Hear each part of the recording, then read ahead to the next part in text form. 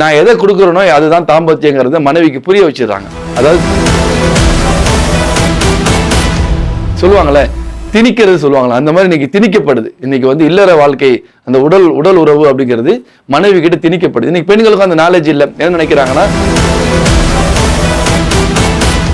கள்ள தொடர்புகள் போன்ற நோய்கள் இன்னைக்கு உலகத்துல வந்து ரொம்ப சாதாரணமாயிடுச்சு. எல்லாராலையும் நீங்க யாரா வேணா இருங்க, உங்களுக்கு சுகர் பிபி வந்ததுனால உங்களுக்கு வந்து விரைப்பு தன்மை குறைவாயிடுச்சு, நீண்ட நேர தாம்பத்தியம் வந்து எனக்கு கிடைக்க மாட்டேது, நான் வந்து கார் ஓட்டுறேன், ஆட்டோ ஓட்டுறேன், இந்த மாதிரி சூடான தொழிலில் நான் இருக்கிறதுனால எனக்கு வந்து நீண்ட நேர தாம்பத்தியம் கிடைக்க மாட்டேது, எனக்கு விரைப்புத்தன்மை பிரச்சனை இருக்கு, எனக்கு வந்து இந்த வீடியோ உங்களுக்காக தான். முழுமையா பாருங்க. முழுமையா பார்த்ததுக்கு அப்புறம் புரியும் இந்த வீடியோ நமக்கு எவ்வளவு பிரயோஜனம் கொடுத்துச்சு அப்படின்னு சொல்லி. நீங்க திருமணம் ஆனவங்களா இருந்தாலும் சரி, ஆக போறவங்களா இருந்தாலும் சரி, இல்ல சுகர் பிபியின் காரணமாக வந்து வாழ்க்கையில நிறைய சிரமத்துல இருந்தாலும் சரி, இல்ல வயசாயிடுச்சு அபோவ் 60 அபோவ் 70 இருந்தாலும் கண்டிப்பா பாருங்க. சின்ன குழந்தைங்களுக்கு இந்த வீடியோ தேவையில்லை, அவங்க தாராளமா வந்து வெளியே போயிடலாம். மற்றவங்க முழுமையா பாருங்க. இன்னைக்கு பார்த்தோம் அப்படி சொன்னா, இன்னைக்கு உலகத்துல செல்ஃபிஷ், அதாவது எனக்காக மட்டும் வாழ்றது அப்படிங்கிறது வந்து இன்னைக்கு பெரிய சதவீதத்தை வந்து அடைஞ்சிருச்சு. அதாவது மக்களுக்காக யாராச்சும் ஒருத்தர் வாழ்றான் அப்படின்னா அவனை வந்து வீடியோ பிடிச்சி போட்டு அவனுக்கு கோடிக்கணக்கில் லைக் கிடைக்கிற அளவுக்கு அந்த வீடியோ வந்து கோடிக்கணக்கில் மக்கள் பார்வையாளர்களாக இருக்கிறாங்க அப்படின்னு சொல்லி அது ஒரு அதிசயமா பார்க்கப்படுது. அந்த அளவுக்கு வந்து மக்களுக்காக வாழ்றதுங்கிறது இன்னைக்கு அதிசயமாயிடுச்சு. இந்த நிலை தான் இன்னைக்கு குடும்பத்திலேயே இருக்கு. இன்னைக்கு திருமண வாழ்க்கை அப்படின்னு சொல்லி வாழக்கூடிய ஒரு ஆண், அதாவது அவருடைய பர்சனல் லைஃப்ல அவர் மளிகை சாமான் வாங்கினாலும் சரி, அவர் ட்ரெஸ் வாங்கினாலும் சரி, அவர் குடும்பத்துக்காக எங்கேனாச்சும் வெளியே கூட்டு போனாலும் சரி, அவங்க குடும்பத்தில் அவங்க கணவன் மனைவிக்காக, அவங்க மனைவி பிள்ளைங்களுக்காக ஏதாச்சும் சாப்பாடு ஆர்டர் பண்ணுறதாலும் சரி, அவங்களுக்கு என்ன பிடிக்குன்னு பார்த்து வாங்குறவர் இல்லற வாழ்க்கை அப்படின்னு சொல்லி வரும்போது அவர் ரொம்ப செல்ஃபிஷாக தான் இன்னைக்கு 87% ஆண்கள் இருக்கிறாங்கன்னு சொல்லி இந்திய தரவறிக்கை சொல்லுது.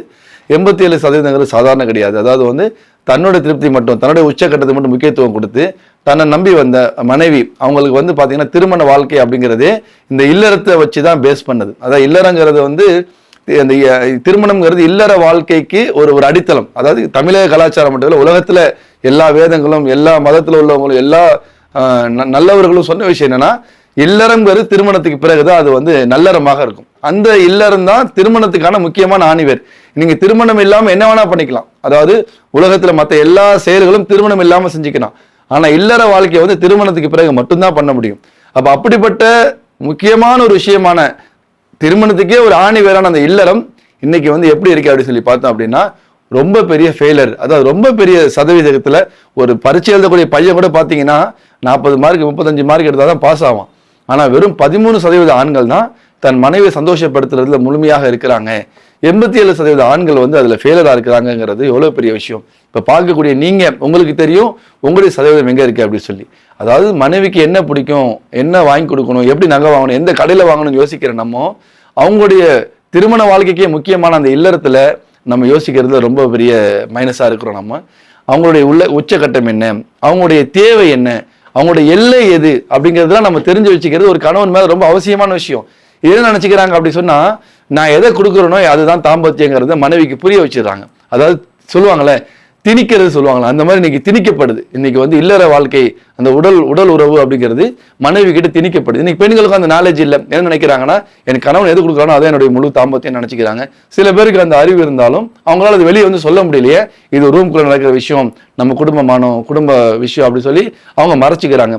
சில பேர் யார் வெளிப்படுத்தணும்னு நினைக்கிறாங்களோ அவங்க அதை வார்த்தையால வெளிப்படுத்தாம, மக்கள்கிட்ட வந்து தெரிவிக்காம, கள்ள தொடர்புகள் போன்ற நோய்கள் இன்னைக்கு உலகத்துல வந்து ரொம்ப சாதாரணமாயிடுச்சு.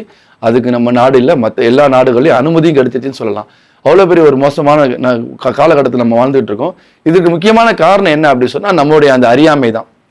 ஒரு கணவன் எல்லாராலையும் நீங்க யாரா வேணா இருங்க, உங்களுக்கு சுகர் பிபி வந்ததுனால உங்களுக்கு வந்து விரைப்பு தன்மை குறைவாயிடுச்சு, என்னால் வந்து ஃபிசிக்கலாக என்னால் வந்து ப்ராக்டிக்கலாக வரும்போது என்னால் வந்து பண்ண முடியல, எல்லா பொசிஷன்லையும் பண்ண முடியல, நீண்ட நேர தாம்பத்தியம் வந்து எனக்கு கிடைக்க மாட்டேது, நான் வந்து கார் ஓட்டுறேன், ஆட்டோ ஓட்டுறேன், இந்த மாதிரி சூடான தொழிலில் நான் இருக்கிறதுனால எனக்கு வந்து நீண்ட நேர தாம்பத்தியம் கிடைக்க மாட்டேது, எனக்கு விரைப்புத்தன்மை பிரச்சனை இருக்குது, எனக்கு வந்து ப்ரீமேச்சுர் எஜாகுலேஷன் சீக்கிரமாக விந்து வெளியாகுது, இந்த மாதிரி பிரச்சனை இருக்குது. அப்படி எப்படிப்பட்ட உடல் நோயில் நீங்கள் இருந்தாலும் சரி, இது நோயின்னு சொல்கிறத விட வந்து இது முக்கியமான நம்ம தவிர்க்க வேண்டிய முக்கியமான ஒரு கவனிக்க வேண்டிய ஒரு விஷயம்னு சொல்லலாம். அதாவது மற்ற நோய்கள் இருக்கு அப்படி சொன்னா அதை நம்ம வந்து கொஞ்சம் லேட்டரா கூட பார்த்துக்கலாம். இல்லைன்னு சொன்னா அதுவா குணமாயிடும்.